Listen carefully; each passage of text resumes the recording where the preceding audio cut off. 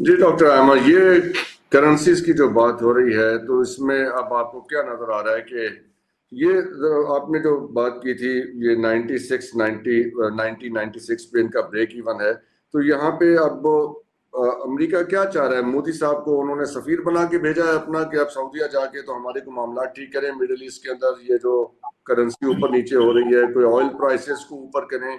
What is he negotiating there? I think there's a variety of things that Mr. Modi really needs to discuss or must be discussing. पहली बात तो यही है कि oil prices plus giving them the certainty के जो हम Russia से ऑयल मंगा के वहां पे रिफाइन करके बेच रहे हैं उसके साथ नेगोशिएशन हो रही है। प्लस जो इंडियंस काम करते हैं, the work force, Indian work force in Saudi and in the Middle East, उसको स्टेबलाइज रहना चाहिए वहां पे, वापस इंडिया ना आए, because India itself is a very big population, वो नहीं कर सकती। But the biggest thing that they are actually trying to negotiate is the amount of oil being extracted and the oil global oil prices, क्योंकि यहाँ पे मतलब सऊदीया का तो ब्रेक इवन भी हिट नहीं होता and taxes in Saudia are gonna go up, क्योंकि सऊदी गवर्नमेंट ने कल ही अनाउंस कर दिया था कि हम अपना वैट भी लगाएंगे, बढ़ाएंगे भी, और अपना कॉर्पोरेशन टैक्स भी बढ़ाएंगे, क्योंकि we need to make ends meet for our people. और उससे ऑब्वियसली जो सऊदी गवर्नमेंट है, जो सऊदी इकोनॉमी है, उससे श्रिंक होगी, because taxes in any case shrink the economy. So these are the kind of things that mister Modi is trying to negotiate. Plus Saudi will not be happy if US negotiates talks with Iran, जो कि चल रही हैं, और Iran से oil खरीदने के मुज़ाकरात चल रहे हैं। तो वो एक as a chaperone mister Modi को भेजा गया है अमेरिका की तरफ से कि no, will be buying from you, will increase the price, ताकि ग्लोबली चीजें चलती रहे। But America is playing it very smart, they trying to diversify their supply of oil, कि ये हम सिर्फ सऊदीया से ना खरीदे, हम बाकी जगह से भी खरीदे, अगर हमें फायदा हो रहा है। वो अब खत्म हो गया है, ग्लोबल थ्रेट भी खत्म हो रहा है, ईरान से हर चीज खत्म हो रही है। प्लस आपने बड़ा इंटरेस्टिंग सवाल किया था कि पाउंड स्टर्लिंग क्यों जो है वो स्ट्रांग होता जा रहा है, और ये पिछले साल से लेट्स से 8 to 9 मंथ से ये ट्रेंड चल रहा है। वो इसलिए चल रहा है कि जब कोविड खत्म हुआ उसके बाद बहुत इन लोगों ने बहुत एग्रेसिवली अपनी इकोनॉमी को कंट्रोल किया, इन द सेंस के दे वर फोरकास्ट कि हमारा जीडीपी बहुत गिर जाएगा, डिमांड हमारी बहुत गिर जाएगी, हमारी मार्केट्स जो है वो स्लो डाउन हो जाएंगी। तो दे स्टार्टेड, इन्होंने अपना फिजिकल साइड खोली, फिजिकल एक्सपेंशन की, लोगों को ग्रांट्स दी, वर्किंग पेरेंट्स को ग्रांट्स, पीपल को grant, bringing people from outside. पिछले 2 साल में यूके में बहुत माइग्रेंट आया है जो वर्किंग क्लास में आया, क्योंकि जब ये यूरोपियन इकोनॉमी से निकले, ब्रेक्जिट हुआ, तो यहाँ पे लेबर की बहुत शॉर्टेज हो गई थी। तो people from Pakistan, Saudia, sorry not Saudia, Africa, Pakistan, India, सबसे आए। तो उन्होंने अपने वर्क फोर्स जो थी, अनस्किल्ड वर्क फोर्स जिसको लेबर कहते हैं, वो बहुत बढ़ाई। उससे ये हुआ कि जो जीडीपी की इन्होंने बहुत ही कंजर्वेटिव किस्म की, पाकिस्तान में तो है ना, हम 5% जीडीपी करेंगे और होता है एंड में 0.5% है। यहाँ पे बहुत कंजर्वेटिव फोरकास्ट की कि हमारा जीडीपी सिर्फ 1% से इंक्रीज होगा और बड़ा वो 2.5-3% से। तो जीडीपी फोरकास्ट से ज्यादा बढ़ गया, अनएम्प्लॉयमेंट नहीं हुई, उसको उन्होंने कंट्रोल कर लिया। फिर उसके बाद ये हुआ कि उन्होंने जो अपने रिजर्व्स रखे हुए फॉरेन करेंसी एंड गोल्ड के, वो इंक्रीज हुए। तो इन सब की वजह से in a very natural and robust way pound की कीमत बढ़ी। एट द सेम टाइम जब जब अमेरिका ने अभी पिछले 4 हफ्ते में ये सारा जो है किया है, chaos मचाया है, तो UK stayed very quiet and a lot of global investment has been parked in the UK, coming from Middle East, coming from European countries itself. Germany से बहुत ज्यादा पैसा जो है वो UK में है, making the pound stronger and stronger. और ये तो common knowledge है कि डॉलर से पहले it used to be the pound sterling as the reserve currency of the world. So there's been rumors about RMB being the reserve currency, but there are also rumors about it coming back to the pound sterling. तो इस वजह से things are going in this direction. Over to you, Dr. Stan. I want to say, जी नहीं please नहीं, sir. मैं of course doctor नियाज मुर्तजा का of course वो हमारे लिए बड़े मतलब बादब है। अच्छा, मैं सिर्फ सर इस पॉइंट के ऊपर बात कर रहा हूँ सर, ये जो इन्होंने मुबैना तौर पे बात की है ना कि दो ही चीजें करेंसी के ऊपर मैंने बात की थी कि आरएमबी किसी भी सूरत अपने आप को जो है वो हाईएस्ट इकोनॉमी में नहीं ले जाना चाहता और रिजर्व में नहीं लेके जाना, यानी कि जैसे आप यूं समझ लें कि करेंसी इन रिजर्व जो थी ना, जो सोने की जगह पे बाद में डॉलर हुआ, इससे पहले पाउंड स्टर्लिंग था। अच्छा, इसी तरीके से आरएमबी को वो कोशिश कर रहा है, ट्रम्प का ख्याल था कि आरएमबी जो है ना वो मजबूरी में 47 से अपनी औकात उठाकर हमारे लिए 280 का हो जाए, पाकिस्तान की बात कर रहा हूँ, 47 से उठकर 47 49 के ऊपर उठ के वो हमारे लिए 270 280 पे हो जाएगा, कभी नहीं होगा, क्योंकि उनके जो है वो हुजम एक्सपोर्टिंग का बहुत ज्यादा है।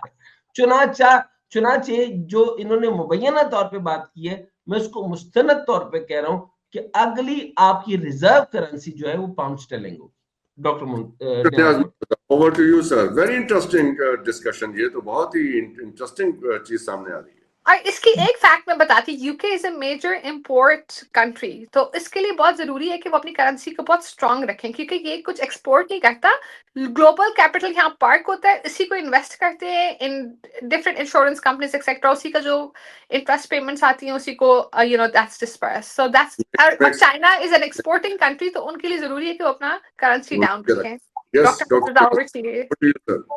मसला ये है कि इस वक्त कोई और ऐसी कंप्यूटर करेंसी है नहीं जो है ना डॉलर को रिप्लेस कर सके। चाइना तो बिल्कुल, दोनों हजरात ने सही बात की, वो तो चाहता ही नहीं है, अगर क्योंकि उसका एक्सपोर्ट लेड मॉडल है, अंडर वैल्यू रखना है अपनी करेंसी को, ना वो फुली कन्वर्टेबल है, ना चाइना की डेट इतनी है कि जी उसमें लोग आकर अपने रिजर्व फिर आरएनबी जो है वो इन्वेस्ट कर सके, तो वो तो है ही नहीं। यूरो तक जो है इस पोजीशन में नहीं है। यूरोप की जो अगेन वही है कि जी डेट इतनी ज्यादा नहीं है, उनकी जो है करंट अकाउंट डेफिसिट्स इतने बड़े नहीं है, तो ये मुसीबत है कि डॉलर जो है वो वीक हो रहा है, but there is no which can step replace कर सके।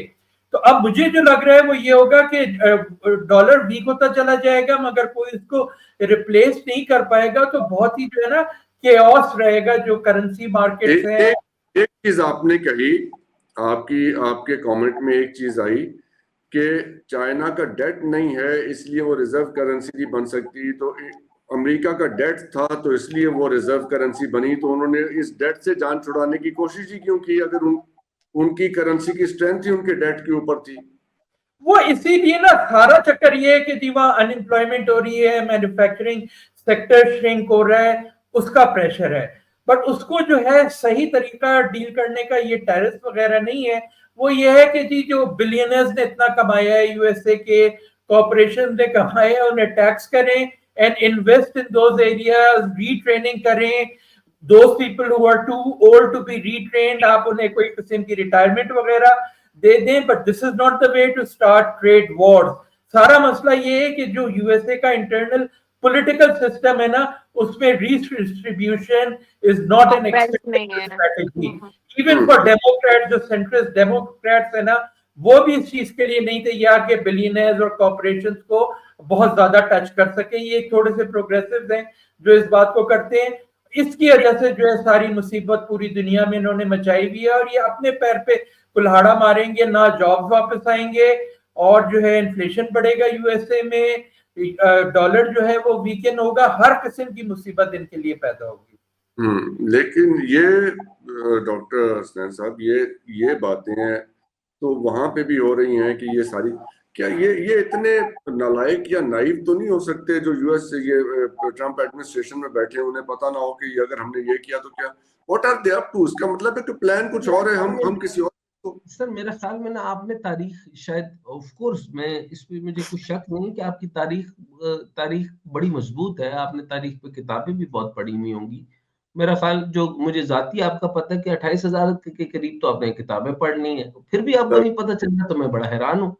अच्छा, मैं आपको ये अंदाज बता रहा हूँ कि जब सुपर आप यहाँ पर मैं आपको थोड़ा सा साइकोलॉजी की तरफ लेके जाता हूँ। एक होती है इड, ये होती है अर्ज, यानी हर इंसान के अंदर एक होती है इड, फिर होती है ईगो, फिर होती है सुपर ईगो।